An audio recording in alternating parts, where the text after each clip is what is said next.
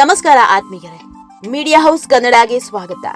ಯಾರೇ ಆಗಲಿ ಒಂದು ಹಂತದಲ್ಲಿ ಸಕ್ಸಸ್ ಕಂಡಿದ್ದಾರೆ ಅಂದ್ರೆ ಅವರ ಹಿಂದೆ ಹಲವರಿರ್ತಾರೆ.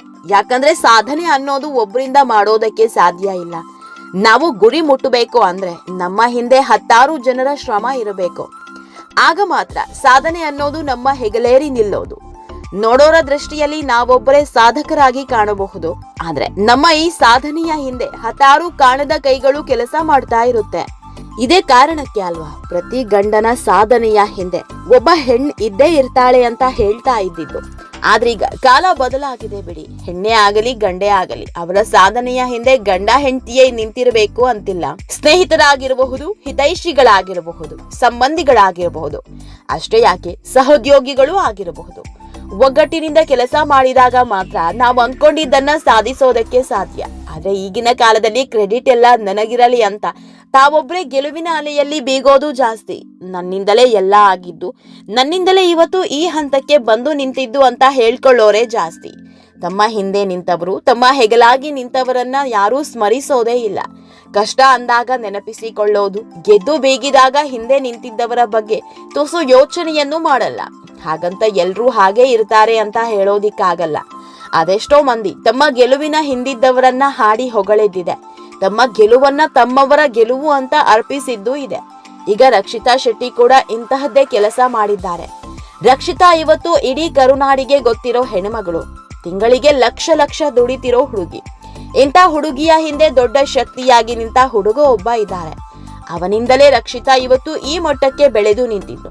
ಆತನನ್ನ ಇದೇ ಮೊದಲ ಬಾರಿಗೆ ಎಲ್ಲರ ಮುಂದೆ ಪರಿಚಯಿಸಿದ್ದಾರೆ. ಇದೆಲ್ಲದ್ರ ಬಗ್ಗೆ ಇವತ್ತಿನ ವಿಡಿಯೋದಲ್ಲಿ ಹೇಳ್ತಾ ಹೋಗ್ತೀವಿ. ಅದಕ್ಕೂ ಮೊದಲು ನೀವಿನ್ನೂ ನಮ್ಮ ಚಾನೆಲ್ನ ಸಬ್ಸ್ಕ್ರೈಬ್ ಮಾಡಿಲ್ಲ ಅಂದ್ರೆ ಮಿಸ್ ಮಾಡಬೇಡಿ, ಈಗಲೇ ಸಬ್ಸ್ಕ್ರೈಬ್ ಮಾಡಿ. ಈ ವಿಡಿಯೋನ ಕೊನೆಯವರೆಗೂ ನೋಡಿ, ನಿಮ್ಮ ಅನಿಸಿಕೆಗಳನ್ನ ಕಾಮೆಂಟ್ ಮಾಡಿ. ಆತ್ಮೀಯರೇ, ಮಂಗಳೂರು ಬೆಡಗಿ ರಕ್ಷಿತಾ ಶೆಟ್ಟಿ ತಮ್ಮ ಯಶಸ್ಸಿನ ಹಿಂದಿನ ರೂವಾರಿಯನ್ನ ಪರಿಚಯಿಸಿದ್ದಾರೆ. ಬಿಗ್ ಬಾಸ್ ಗೆದ್ದ ನಂತರ ಅವರು ಕೇವಲ ಮಂಗಳೂರು ಮಾತ್ರ ಅಲ್ಲದೆ ಇಡೀ ರಾಜ್ಯದಲ್ಲಿ ಜನಪ್ರಿಯರಾಗಿದ್ದಾರೆ. ಅವರ ನಿಷ್ಕಲ್ಮಶ ಮುಗ್ಧ ಮಾತುಗಳು, ಪ್ರಬುದ್ಧತೆ ಎಲ್ಲರ ಗಮನ ಸೆಳೆದಿದೆ. ಇದೇ ಕಾರಣಕ್ಕೆ ಮಂಗಳೂರಲ್ಲಿ ಅವರಿಗೆ ಬಿಗ್ ಬಾಸ್ ಗೆದ್ದ ಬಳಿಕ ಭವ್ಯ ಸ್ವಾಗತ ಸಿಕ್ಕಿತು. ಸಾಮಾನ್ಯವಾಗಿ ಮಂಗಳೂರಿನ ಜನ ಯಾವ ಸೆಲೆಬ್ರಿಟಿಗಳಿಗೂ ಮುಗಿ ಬೀಳೋದಿಲ್ಲ. ಇದೇ ಕಾರಣಕ್ಕೆ ಮಂಗಳೂರಿಗೆ ಬಂದ್ರೆ ಸೆಲೆಬ್ರಿಟಿ ಅನ್ಸೋದೇ ಇಲ್ಲ ಅಂತ ಕೆಲ ಸೆಲೆಬ್ರಿಟಿಗಳು ಹೇಳಿದ್ದಿದೆ.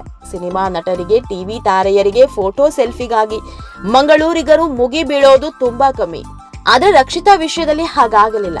ರಕ್ಷಿತಾ ರನ್ನರ್ ಆಗಿ ಮಂಗಳೂರಿಗೆ ಬರ್ತಾ ಇದ್ದಂತೆ ಆಕೆಗೆ ಭವ್ಯ ಸ್ವಾಗತ ಸಿಕ್ಕಿತು.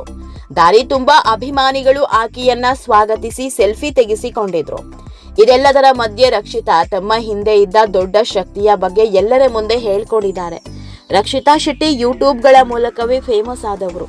ಕನ್ನಡ, ತುಳು, ಹಿಂದಿ ಮಿಶ್ರಿತ ಭಾಷೆ ಮಾತನಾಡುತ್ತಾ ಎಲ್ಲರ ಮನಸ್ಸು ಗೆದ್ದವರು ರಕ್ಷಿತಾ. ಇವರ ಮಾತುಕತೆ, ಇವರ ವಿಡಿಯೋ ಯೂಟ್ಯೂಬ್ ಹಾಗೂ ಸೋಷಿಯಲ್ ಮೀಡಿಯಾಗಳಲ್ಲಿ ಸಿಕ್ಕಾಪಟ್ಟೆ ಫೇಮಸ್ ಬಿಡಿ.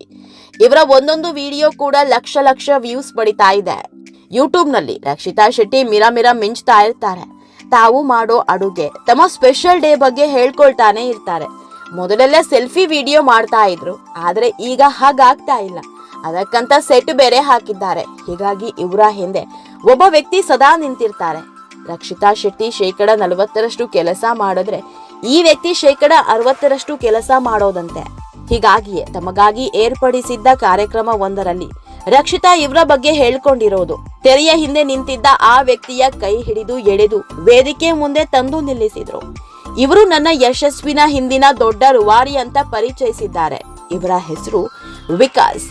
ನಾನು ನನ್ನ ಯೂಟ್ಯೂಬ್ ಚಾನೆಲ್ಗಾಗಿ 40% ಕೆಲಸ ಮಾಡಿದ್ರೆ 60% ಕೆಲಸ ಮಾಡೋದು ಇವರು ಅಂತ ಹೇಳ್ಕೊಂಡಿದ್ದಾರೆ. ರಕ್ಷಿತಾ ಅವರ ಈ ಗುಣಕ್ಕೆ ಜನ ಜೈಕಾರ ಹಾಕಿದ್ದಾರೆ. ಈಗಿನ ಕಾಲದಲ್ಲಿ ಬರೋ ಕ್ರೆಡಿಟ್ ಎಲ್ಲ ನನಗೇ ಬರಲಿ ಅನ್ನೋರೇ ಜಾಸ್ತಿ.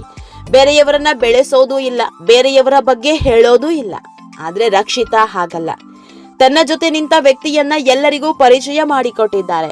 ಹೀಗಾಗಿ ರಕ್ಷಿತಾರನ್ನ ಜನ ಕೊಂಡಾಡಿದ್ದಾರೆ. ಆತ್ಮೀಯರೇ, ಈ ವಿಡಿಯೋ ನಿಮಗೆ ಇಷ್ಟವಾದಲ್ಲಿ ಲೈಕ್ ಮಾಡಿ, ಶೇರ್ ಮಾಡಿ, ಕಾಮೆಂಟ್ ಮಾಡಿ. ಇನ್ನೂ ನಮ್ಮ ಚಾನೆಲ್ನ ಸಬ್ಸ್ಕ್ರೈಬ್ ಮಾಡಿಲ್ಲ ಅಂದ್ರೆ ಮಿಸ್ ಮಾಡಬೇಡಿ, ಈಗಲೇ ಸಬ್ಸ್ಕ್ರೈಬ್ ಮಾಡಿ.